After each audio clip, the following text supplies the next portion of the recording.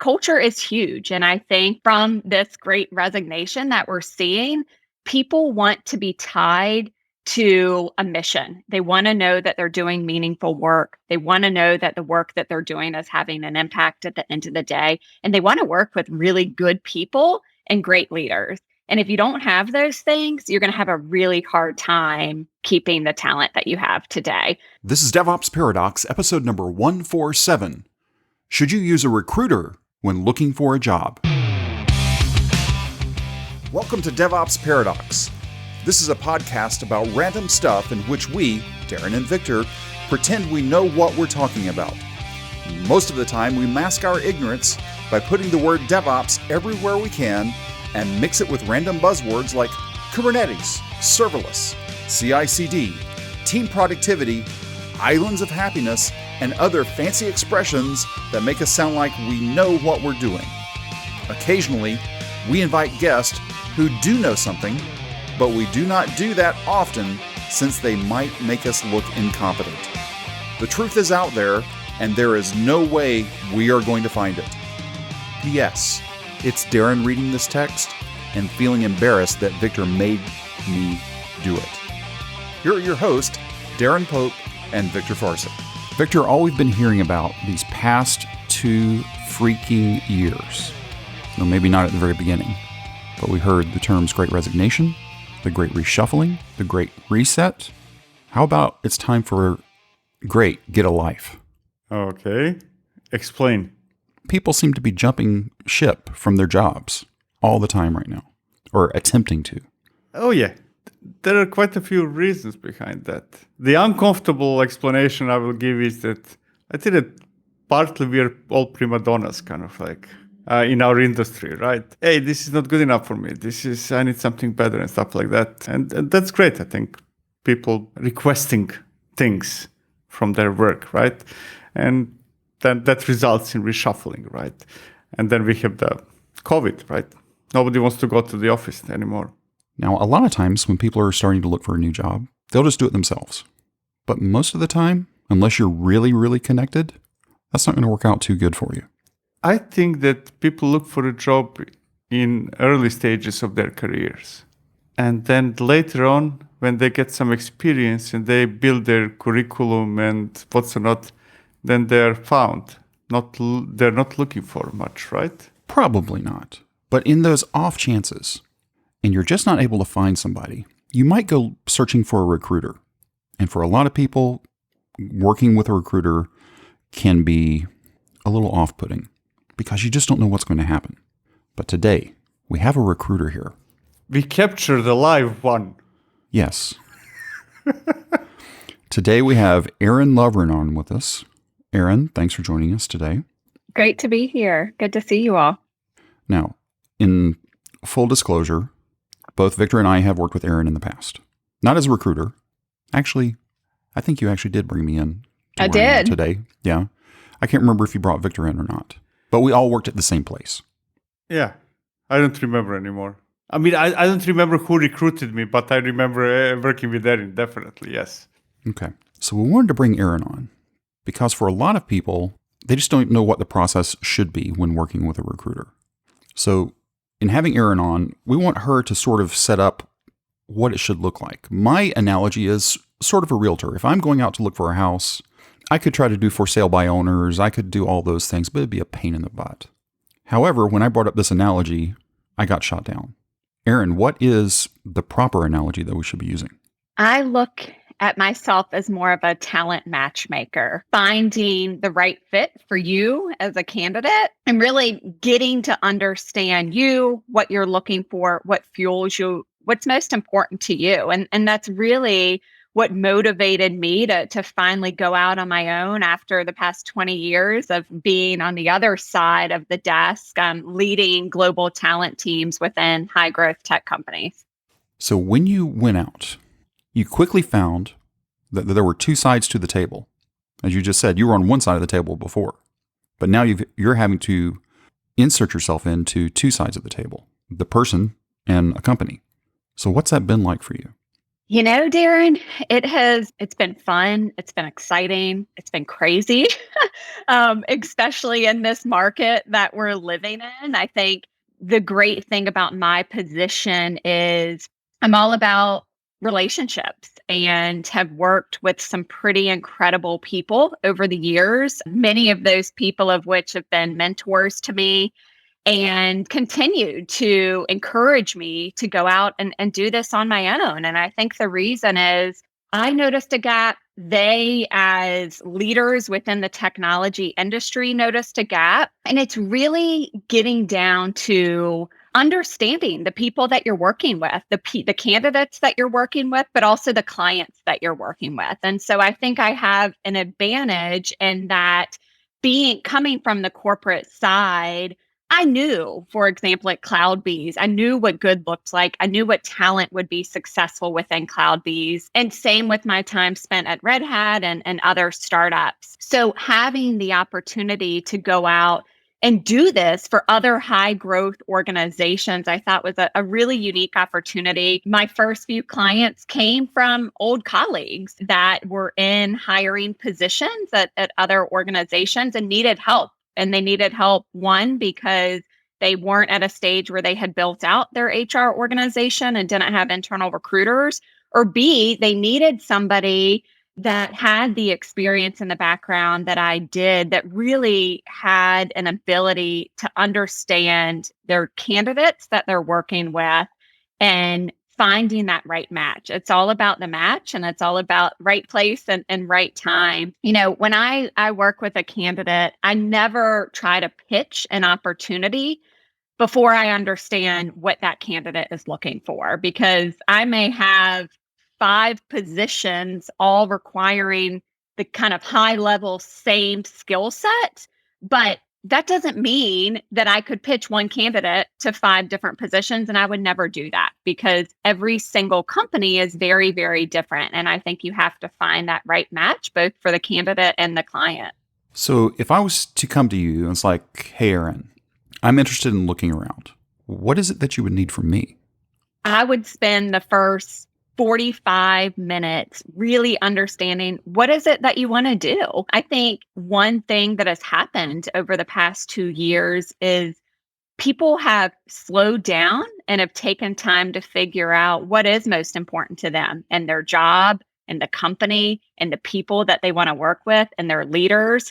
So I would want to hear from you before we ever started getting into opportunities that I'm working on is role. What do you want to do? Where do you see yourself today? And where do you see yourself in the next 5 years? Let's talk about companies. I work with companies where I'm hiring their first set of founding engineers to Fortune 100 organizations. So 2 very different environments. So I would want to understand from you, Darren, what type of company are you most interested in? Do you want to help build a company from the ground up, or is that a little too risky for you? And do you, prefer something that may still be private, but is a little bit more established?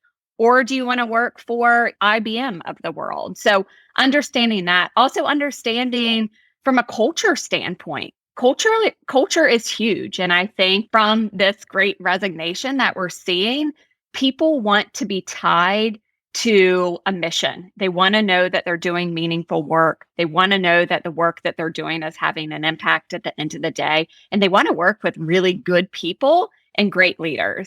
And if you don't have those things, you're going to have a really hard time keeping the talent that you have today. So I want to hear from you. I want you to tell me everything that's most important to you. And then we would go in the next conversation to, okay, let me talk to you about some of the opportunities that I'm working on, and let's see what might be a match. And to be honest with you, based on what you shared with me, I may not have anything at the time. In my opinion, it's all about right time and right place. And so it's building a long-lasting relationship so that A, when something crosses my desk that matches what you've told me is important to you, I'm going to give you a call. Or B, you may not be ready to make a move, but when you are ready to start putting your feelers out there, I'm going to be the first call that you make because we have that relationship. Let's flip it around. What if I'm a company, I don't have HR, I don't have internal recruiting? Why would I come to you instead of sending my resume out on Indeed, Monster, whatever, or sending it to the lowest priced person.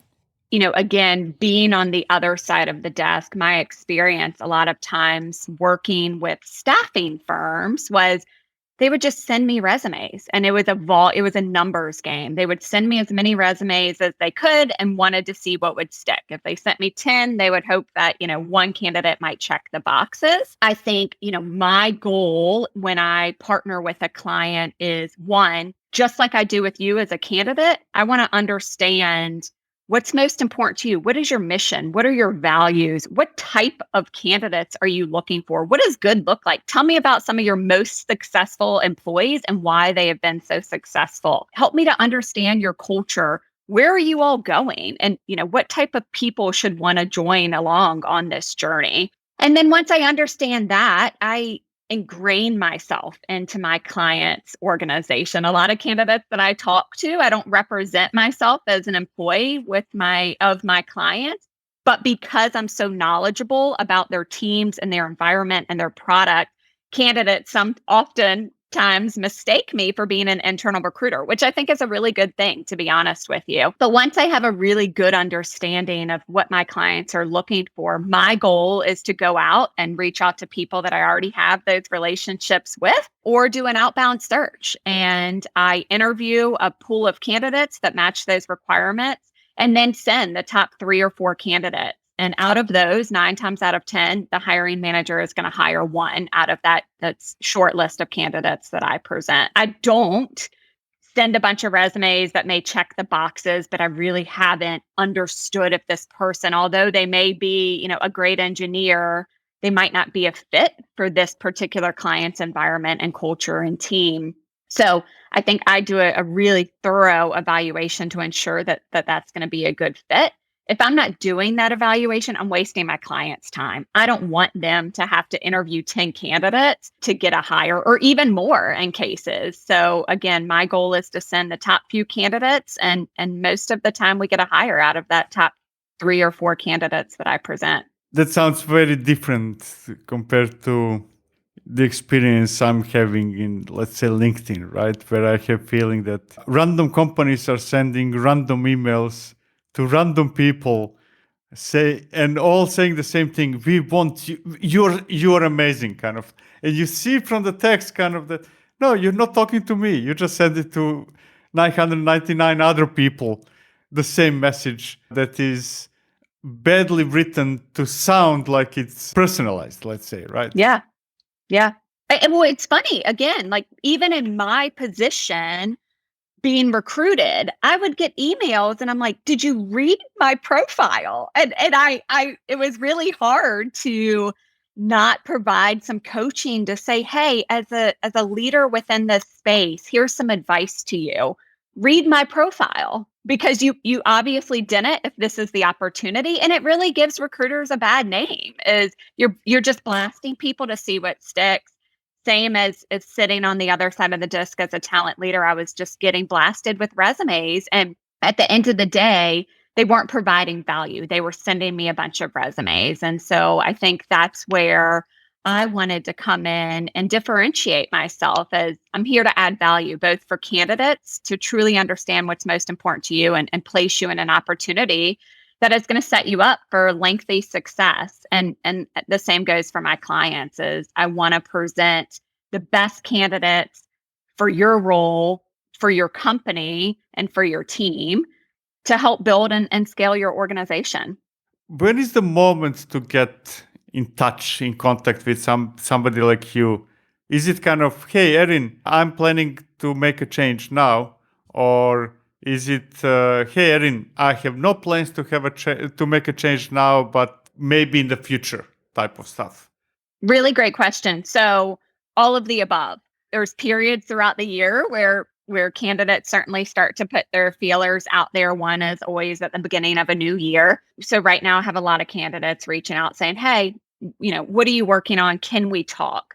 And then I'm working on a few executive searches right now where I'm reaching out, obviously doing a very targeted search, sending personalized emails or LinkedIn messages. And the responses are, thanks for reaching out. I'm not looking, but would love to connect for the future. And of course, I make time to connect with those people. I'm always wanting to build my network with great talent. And so I take the time to understand them and their background and what they might be looking for so that when the time is right, we can partner together to find the right fit. So it's similar to a lawyer, right? Yeah. Everybody should have a lawyer Yeah. ready, not kind of when the things go wrong. And then I Yeah. need a lawyer, right? Kind of, no, this is my family lawyer type of stuff, right? Yeah.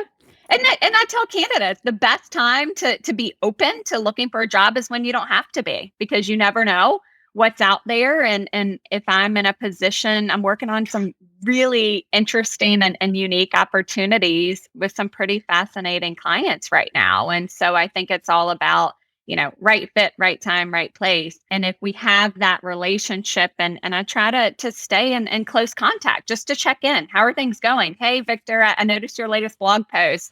Just reaching out to build that relationship so that when an opportunity presents itself, it makes things go a lot smoother. The analogy also seems like, when is the best time to plant a tree? 20 years ago, but now is good, right? Yeah. And I brought up 20 years. Now, you've been in this space for 20 years. How has the past 2 years compared to the previous 18? It is a candidate's market. And so I'm having two different conversations right now. One is with that companies are desperate for talent. They're desperate for good talent. I'm going to use a Matt Sillis phrase where slow down to speed up. And what I mean by that is there are companies out there that are rushing to get talent in the door, and they're doing whatever they can to put them through this super fast interview process. And, let's get all these interviews done in 2 days and let's not lose out on this person. And what I'm trying to explain to my clients is more so now than ever, candidates want to find the right fit, and the team and the opportunity are really, really important.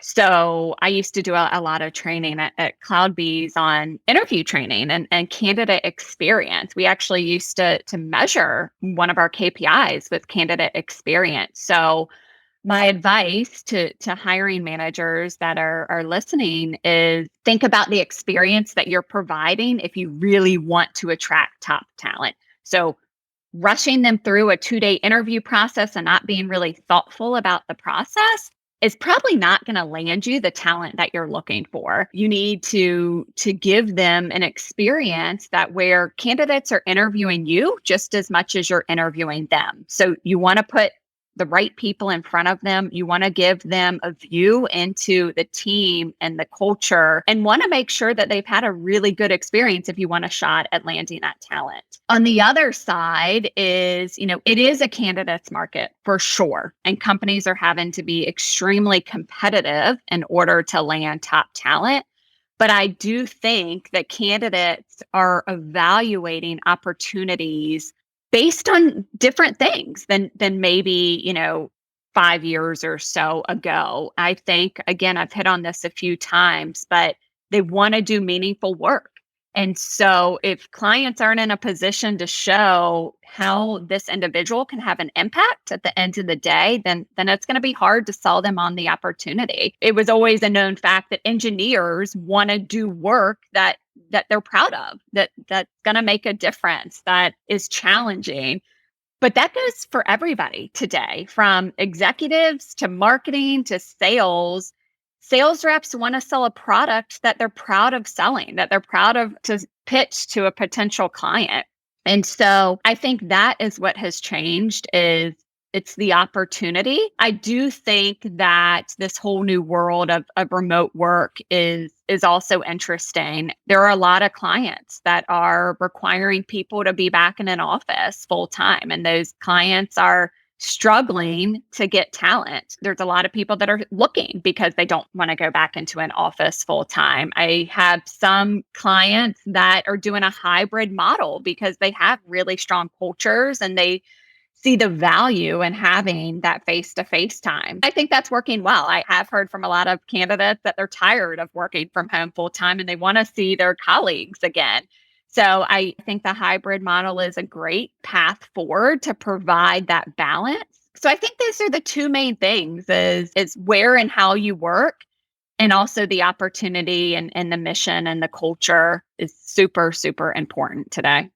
It does seem like that the meaning of work has become a bigger deal. Do you think part of that is due to the age groups that are working now? I mean, I'm a Gen X, so to me, it's like, sure, it's important to me that what I'm doing is good, but it's not as much as it is to my 28-year-old daughter, right? It's the drive seems to be a little bit different. I think it's related to money. I think there are certain limits. Until you reach those limits, money is the main motivation, because this is how much I need to live. This is how much I need to pay my rent and stuff like that. And once I'm now talking about me, Erin, you will tell me whether that's what you feel that others are feeling. But once I reach that limit and say, hey, now I live comfortable, I have what I need, then the importance of what I'm building and being proud of that, and becomes more important, right? At least in my case, I reached the limit that I say, hey, if you give me 10% more, that's not as important as if I work on this instead of that. Yeah. Right? Yeah. Yeah. No, I think you're exactly right, Victor. I certainly notice trends depending on where somebody is and at what stage in their life, as they don't have to make a certain amount per year to pay the bills. But I would still say, even over compensation, and companies are having to pay a lot of money, a lot more money than I've ever seen them pay right now, because of the war for talent is so real. But still, over money, I think it's mission. I think it's the work that you're hiring somebody to do is the number one motivator in today's market. I have a question you might be able to answer. I don't know how much. Do you work with people in Europe as well? I do. Yeah. Yeah. Okay. So how much is there a difference between Europe and US when shares and stock options are in question? Because I have a feeling that in Europe we have no idea about those things, and in US, kind of that's one of the most important things, right? I had some interesting conversations around this just last week. I do think that there is a greater emphasis on stock in the US, just in terms of importance for candidates, because they've seen a lot of companies in their space have really big, successful exits. But then I was working with a candidate last week, and he was like, "This stock is great, but it doesn't really mean anything to me because I don't know if it's ever going to be worth anything." And then you have other candidates that are like, "I'll take a big cut and pay as long as I can have an increase in the number of options." So I think it's their experience that, if they've had successful exits before, or they know of people that have, and if they haven't really had exposure to that, then they're not as interested in the equity piece of it. So it's kind of all across the board, but I do have to agree with you, as candidates in the US definitely are more interested in equity than in Europe. And I'm not sure what the reason is for that. You bring up a really interesting topic here. No, I have a feeling that in US people are taught about how equities work from the day they were born. And here in Europe, European companies don't have that concept of equities and shares and stuff like that. Yeah. So you probably need to be what you said a moment ago. You probably need to be working already for a couple of US companies and have some successful exits and stuff like that to understand how that works and benefits. Because for average European kind of who work for a European company, if you come with a pitch shares, he will say most likely that's like paperware. I don't know what that is. Kind of, can I have 1,000 more a month? Yeah. Instead. Yeah. Yeah. So what should people do? Let's say I am Joe and I've decided, I need a recruiter. What should I look for in a recruiter if they're not going to come directly to you, which, by the way, you should? But if they're not going to do that, should they just go to their friendly neighborhood recruiter, or what should a person looking for a recruiter do? Yeah, so I think it's good. Ask people in your network of who you've had success with, if there are any good recruiters that they've had a good relationship with and had success working with. I would look at the recruiters' backgrounds. Again, there are some fantastic executive recruiters that did come from the corporate world. And I think that's the difference is I started in staffing. This is not a knock on staffing at all. Some of the best recruiters I know started in staffing. But it's very, very different than understanding how to build an organization from the inside, and then B, taking that experience and helping to build other companies and helping to match great talent with organizations that meet their goals. And so I would definitely, again, ask for referrals, talk to people in their network, and then look into the person's background. Ideally, you would want to partner yourself with one or two really good recruiters and start having that conversation, building that relationship. So when you're ready to make a move or when the right opportunity presents itself, the stars will align. So what you're saying is I need to be dating one or two different recruiters at the same time. That sounds like a dangerous prospect. I don't think there's anything wrong with it. I really don't, because I've got my niche and kind of sweet spot of clients. And I think somebody else may work with, or most likely will work with very different clients. So I think just to diversify your options, I don't think it would hurt to have two recruiters that you're partnering with and really building that relationship with. I've placed candidates that I met 8 years ago and stayed in close contact with, and just placed one of them last week. And it was the first time. I mean, we've just built a relationship by being in the industry together. I had an opportunity, reached out and said, "Hey, I know you're not looking, but this looks like a really perfect fit for you." And they accepted the job last week. So you've used the word staffing a few times. Why don't you define staffing in case people don't understand what that is? So staffing it's a staffing firm, essentially, where as a hiring manager or a talent leader, I would reach out to somebody within a staffing firm and ask them to supply candidates to me. A lot that can be contract or full-time. I think the difference in my firm and some other executive search firms, where I don't just do executive search, but we are definitely more of a boutique placement firm where we build those relationships. I'm partnering with organizations where hiring 20 to 50 people for them, full-time hires. And so really working directly with the executive team down to the hiring managers within the organization to help find the best talent for them. But that's why I'm pretty selective about the clients that I'm working with, because again, I want to have that really solid relationship. I want to ingrain myself into their business, where staffing seems to be a bit more transactional. This is not as transactional at all. The one word you've been using over and over again as we've been talking is relationship. You focus on relationship versus just being another number. Yep. So if I wanted to work with you today, how much is it going to cost me as a person? Nothing. It doesn't cost you a cent. Wait, it's free? That's not possible. It's Is free. I actually get paid by my clients for the placement. So to work with me, the candidate doesn't pay anything.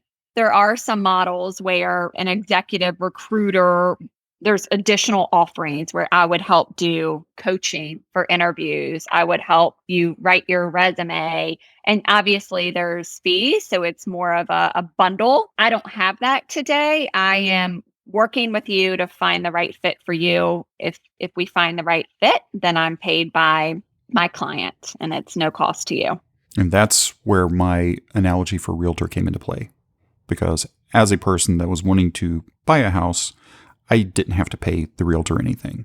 But the seller of the house had to pay. Again, neither of you liked my analogy. You much preferred matchmaker. So that's fine. It is. I just went to the money, right?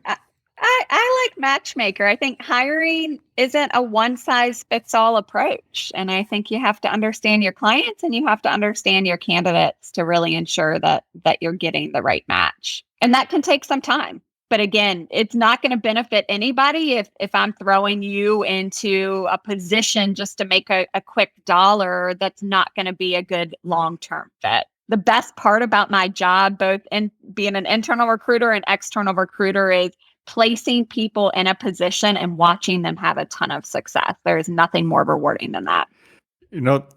Darin, whether one analogy is better than the other depends how you see companies.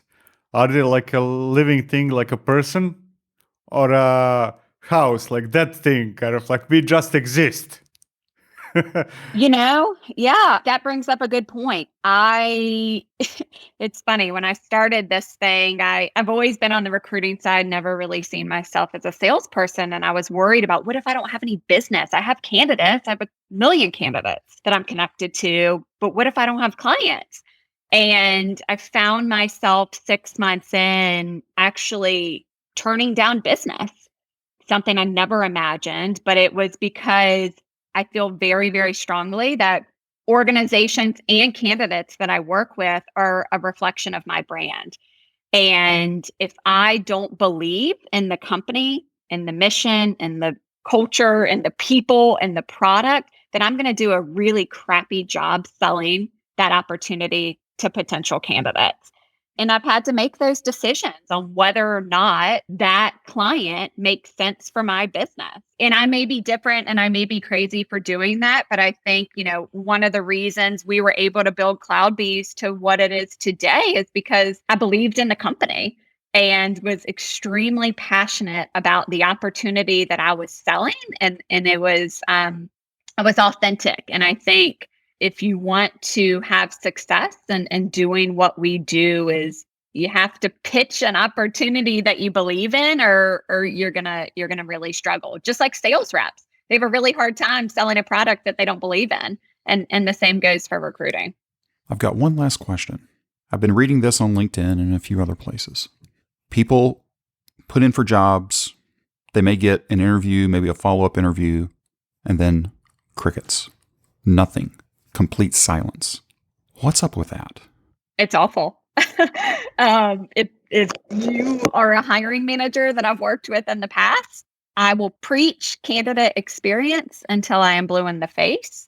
Whether or not somebody is a fit or not, every interaction that they have with you and your company is they're an ambassador of your brand. And this market is small.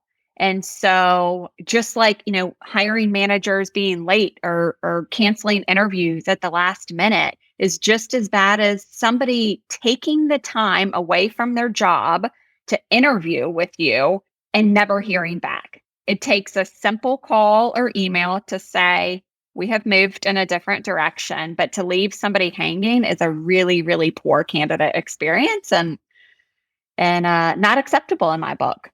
To me, that's the difference between thinking long-term and establishing a relationship, and on the other hand, having very quick results, right? If I don't hear back from a company I interviewed with, I'm never going to work with them again, kind of. And it's so easy to say, hey, what you just said, this is not the right moment for this role, or this is not a good fit, or whatever, right? The answer is because you never know, right? Kind of 2 years from now, actually, you might be looking for exactly that same candidate, right? Right. I would not even answer the call, to be honest, from a company who mostly because of, to me, that's disrespectful because you're wasting my time. Maybe I'm putting some other things on hold, waiting for you, kind of. Maybe I'm, you're organizing your life in a way around the interviews that you're doing and potential responses. Right. It's disrespectful of your time. Whether you're a fit or not, it is disrespectful of your time, and people talk. So whether they call you 2 years down the road, or you have a friend that's like, hey, Victor, what do you think of this company? I had an awful experience with them. So candidate experience is so important, and more so now than ever.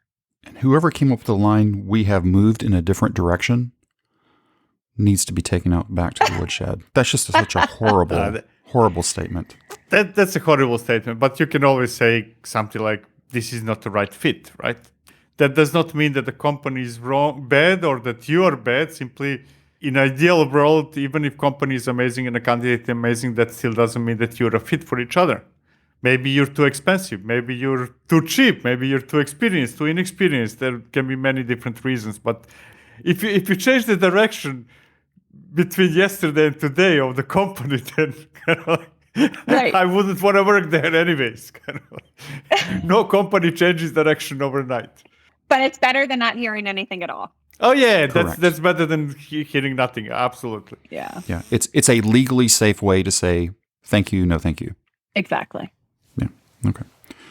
Erin, thanks for hanging out with us today. If people wanted to get in contact with you, what's the best way to do that? LinkedIn, Grove Talent Group. We've got a website and an email. I can shoot that over. It's Erin@grovetalentgroup.com. Please reach out. Cool. And all of her contact information will be down in the show notes. Again, Erin, thanks for joining us today. This was fun. Thanks so much. We hope this episode was helpful to you. If you want to discuss it or ask a question, please reach out to us. Our contact information and a link to the Slack workspace are at devopsparadox.com/contact. If you subscribe through Apple Podcast, be sure to leave us a review there. That helps other people discover this podcast. Go sign up right now at devopsparadox.com to receive an email whenever we drop the latest episode. Thank you for listening to DevOps Paradox.